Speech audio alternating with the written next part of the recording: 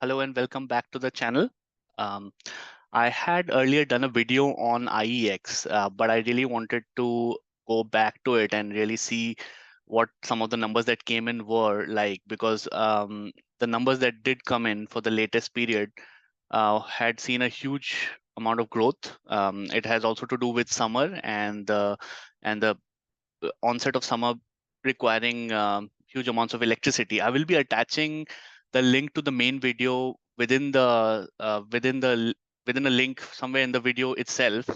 But I really wanted to take this opportunity to go in and discuss the investor presentation that was submitted by IEX to really go a little bit more deeper into what the company entails. There has been a change in power minister as well, and that should cause some changes. I'm not too sure whether it would, because I'm not a firm believer in macro factors impacting the business, although it does have some impact. But we should be investing with such a thought that the business should be able to sustain macro factors. Otherwise, it's not a great business at all. So the main overhang on the stock was market coupling. Market coupling, as you would see in the main video, that the link that which I have attached, is that the price discovery earlier was happening within IEX, and now the price discovery will be done by a central authority. So the pricing power of IEX would diminish.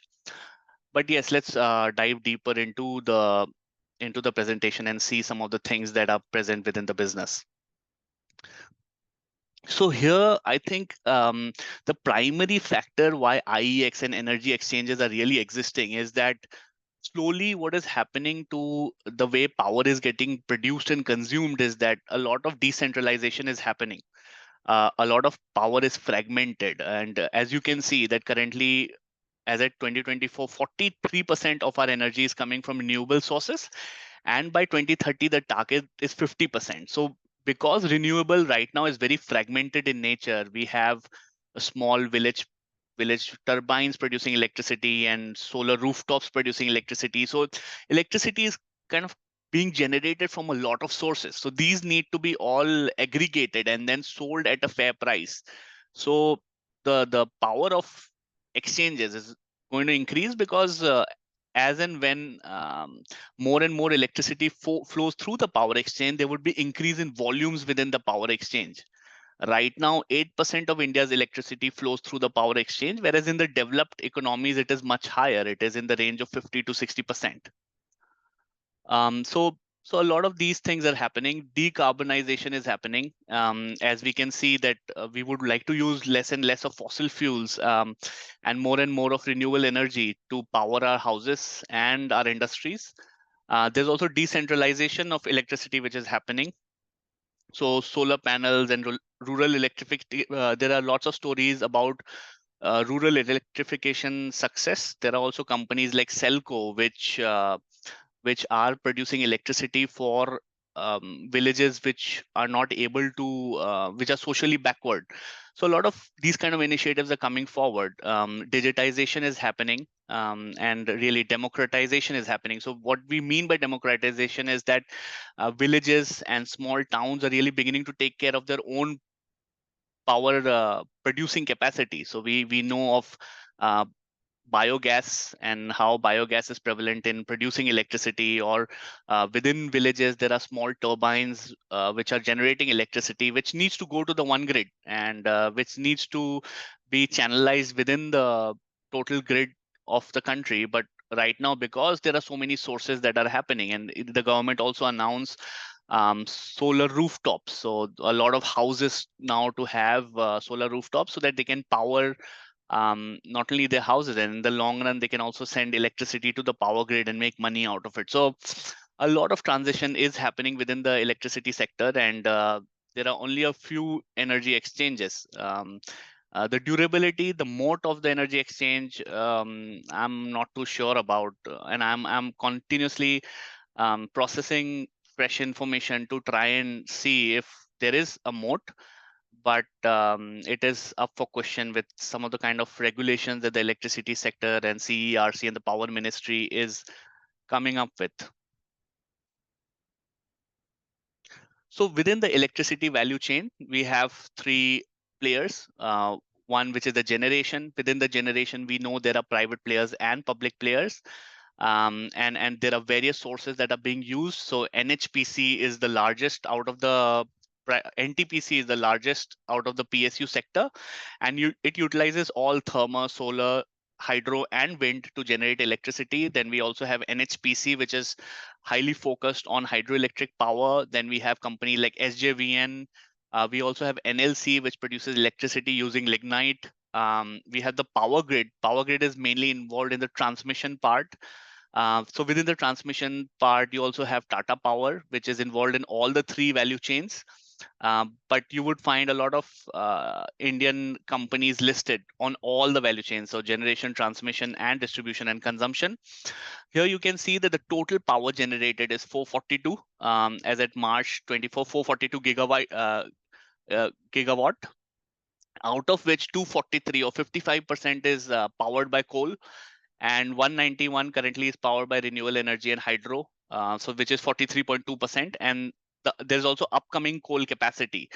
Um, Within the power exchange, the prices of electricity is of prime importance, because if the prices are low, that's when the volumes within the power exchange would flow. And how do prices stay low? The prices stay low because of additional availability of coal. So if there is additional availability of coal and there's no shortage of coal, and electricity demand isn't peaking. So for example, in summer it would peak because of the heat wave and the usage of huge amounts of electricity, air conditions being switched on, and those kind of things. So power would peak, and because of that, because the demand of power would rise, the prices within the exchange would rise, and that would drive away some of the players away from the exchange. So that is one of the critical factors. That's why IEX within its investor presentation has mentioned this upcoming coal capacity, because it understands that the investors are crucially looking at this factor in determining whether there will be volume generated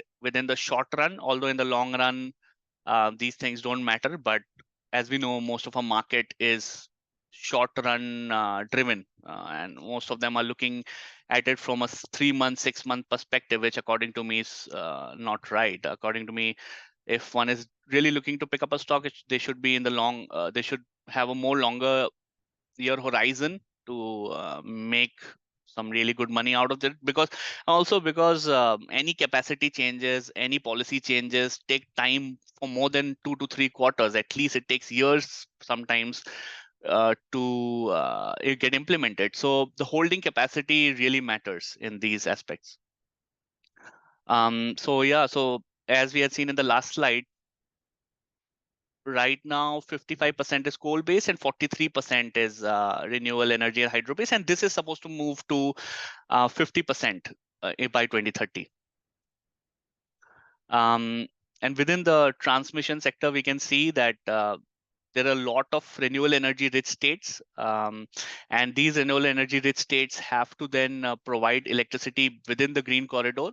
What IEX has also done is now it has begun to do cross-border transactions. So it has begun to purchase electricity from Nepal, for example, and Nepal's sixth highest export is electricity because of the presence of huge number of dams.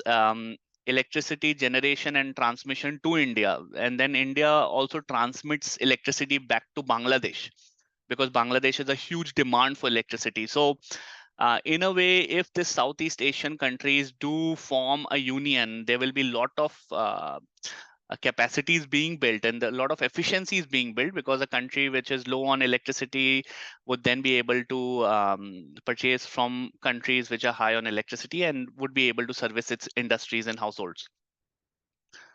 And there are various reforms underway. So if you see this average AT&C, that is the loss of electricity. So when electricity is transmitted to the end consumer, by the time it reaches the end consumer, there was a loss of 22.3% in FY21.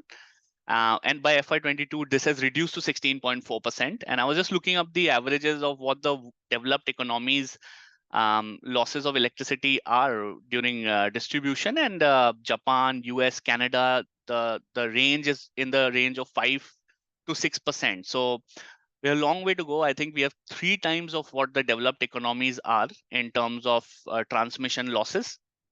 And there's also the issue of outstanding dues. So, for example, sometime a year back, I don't exactly recall the date, but IEX had barred a lot of states from purchasing electricity from within the exchange because there were huge outstanding dues. But I was always of the view that they would come back and pay IEX the outstanding dues, because if if there are additional capacities required within the state and they do not purchase it from the energy exchanges or from other sources, from PPAs, purchasing power agreement, and there is no electricity within the state, governments may fall. So it is of prime importance that governments do service any outstanding that is there on the book. So although they had barred 3 4 states from transacting within the energy exchange, but that was resolved within a day or two.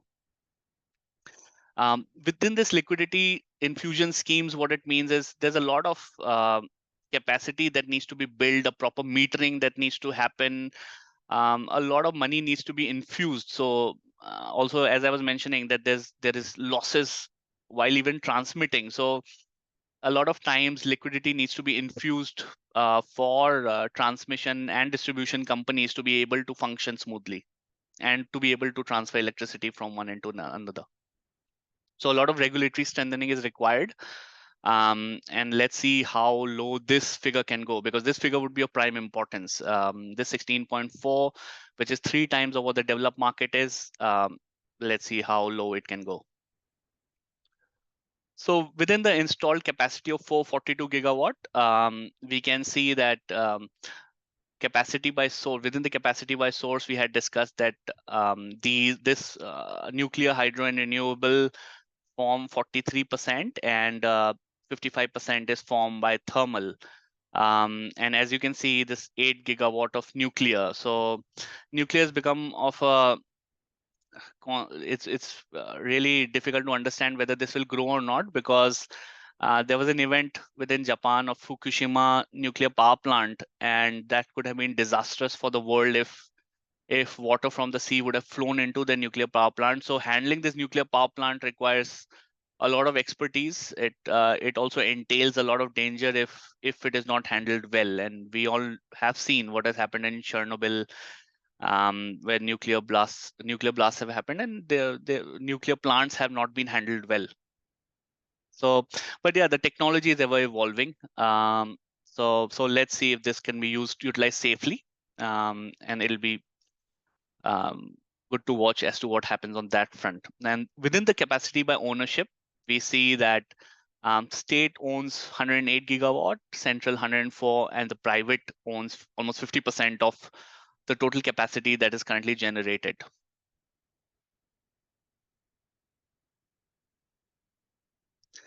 In terms of the sector construct and as to how the electricity is procured, as I mentioned, that 8% of India's electricity flows through the exchange. And here we can see that, and there are different types of products that are there. So these are like, if you want electricity one day in advance for 15 minutes, and there are various types of products within the exchange that are listed. There is day ahead market and term ahead up to 90 days and real time and those kind of things.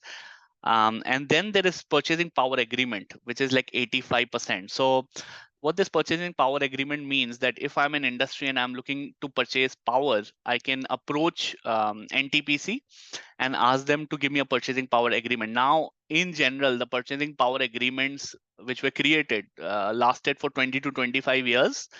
And what happened because of that was that when electricity prices were low, industries could not benefit from it because it wasn't listed on the exchange and it wasn't in an auction driven format. And because it was contractual in nature, you could not benefit from low electricity prices. And you had pretty much be a fixed contract which you had to adhere to for your power needs. This is changing now, and this is moving from purchasing power agreement more towards the exchanges. A lot of the purchasing power agreements are coming to an end, and we should see more of India's electricity flowing through the exchanges as these purchasing power agreement comes to an end. So as I was mentioning about how the exchange markets are growing, within IEX, we can see that within FY18, here we had 48 billion units, which has grown to 110 with by FY24, and it has seen a 14% CAGR growth. Whereas the other types of electricity procurement are not seeing that level of growth, obviously because, as I mentioned, that because the electricity generation is becoming more fragmented and you require an exchange which will give you an optimal price based on demand and supply, based on algorithm and systems. The more and more states and consumptions, power consumption companies are moving towards the exchanges.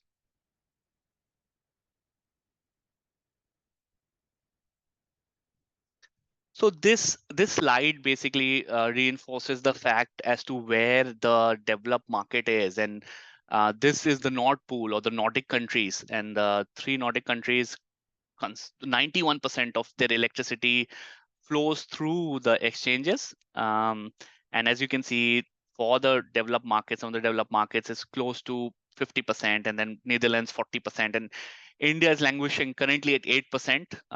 A lot of reforms currently required in terms of everything, but also in terms of moving more and more of electricity within the energy exchange. So it's kind of a unique business, and kind of a unique holding, marred by a few regulatory overhangs, but let's see how it goes. So as we can see that within FY16, so we have seen a growth of share of exchanges in total consumption from 3.2% to 8%. And yeah, so this graph just demonstrates that there has been an increasing electricity that is flowing through the exchanges.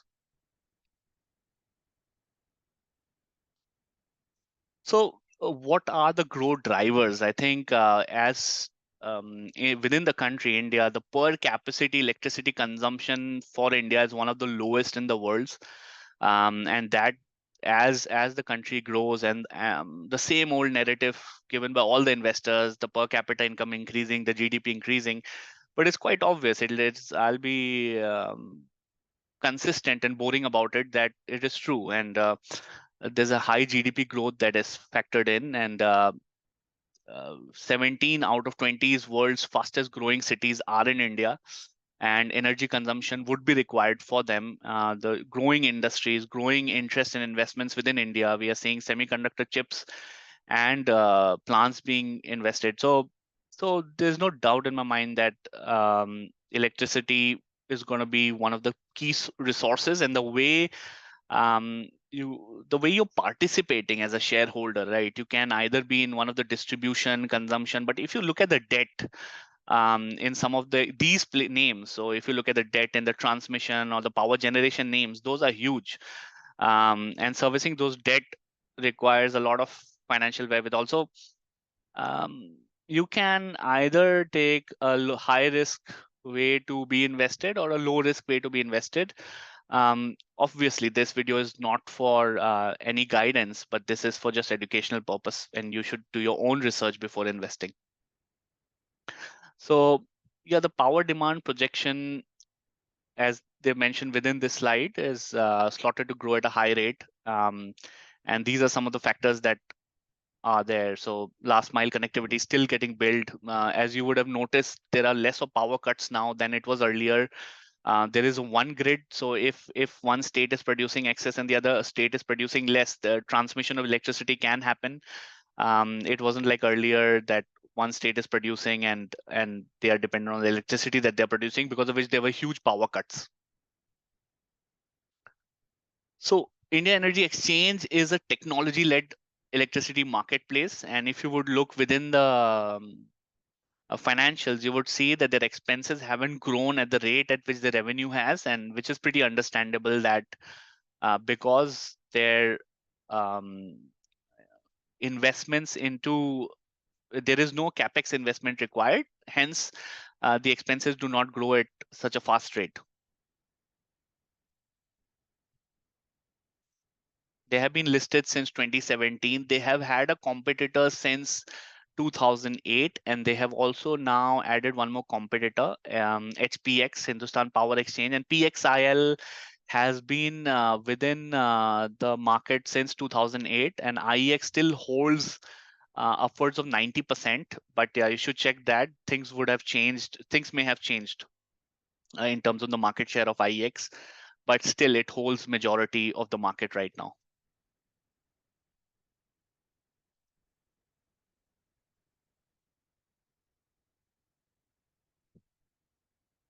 So IEX also services something called certificates and e-certificates. So I would just show you within the mix here. So these certificates or e-certificates is nothing but, so for example, if you are a very um, energy intensive unit, it is mandatory for companies to obtain these certificates to show that the procurement of electricity done is also has a green component to it. It has a renewable energy component. It is mandatory in nature, and IEX has these certificates which are selling. Also, there are also REC, which is required to be purchased by um, transmission and distribution companies. So the way they distribute, they need to have a particular percentage within renewable energy, and these are serviced by IEX.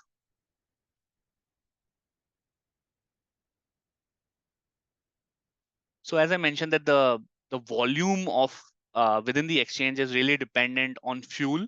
It is dependent on the supply side constraints of what the fossil fuels are. As more and more coal is available, you will see that more and more volume will flow through the exchange, because the availability of coal will make um, the availability within the exchange higher, and because of which the prices of electricity traded on the exchange will be lower, which would attract more buyers.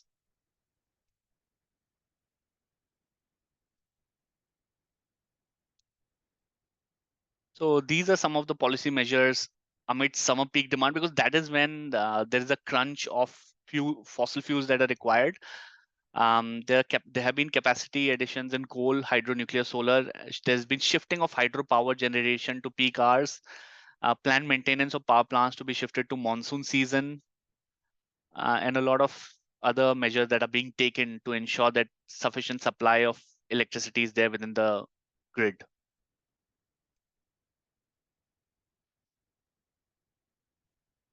So as you would see that as more and more coal is becoming available, right? So here you would see that the price of electricity has gone down, and here as you would see that as the availability of coal or the coal inventory within the power plants have increased, the prices listed within the exchange has gone down.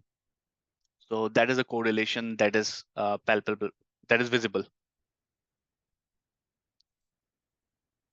So that's it on this edition. We'll divide this into two parts, and then we will connect later for the second part of this. We will also go through the earning con call transcript to see some of the questions that are being asked to the management and how they have handled it, because that would give a crucial indicator as to how some of the regulatory changes have panned out and what are the latest updates on that.